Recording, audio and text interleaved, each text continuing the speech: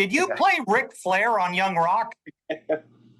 I did play Ric Flair on Young Rock. That is true, yeah. How did that come about? Tell me the backstory there.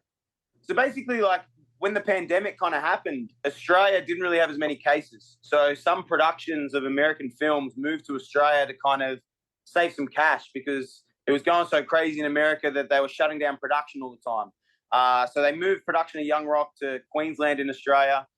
They did some auditions for Ric Flair. And when you talk about charisma, you talk about Ric Flair. But then when you talk about charisma, you talk about Grayson Waller. And it felt like a fun match. And, my scene was actually wrestling against Rocky Johnson, which is kind of crazy now, having The Rock coming back and doing those type of things. It was a fun experience to put on the robe, put on the red boots and kind of live as Rick for a day.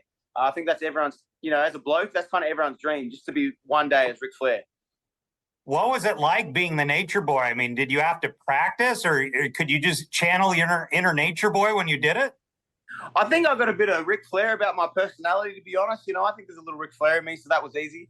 But I was always a fan growing up. So, I've watched Ric Flair so many times. He was always one of my heroes type of thing. So when we got to get in the ring, it was a lot of fun. Unfortunately for the actor playing Rocky Johnson, not a trained professional wrestler, didn't know that he'd be doing physical parts. So when I put on the figure four, when I gave him some chops, he was not happy. He was actually extremely unhappy.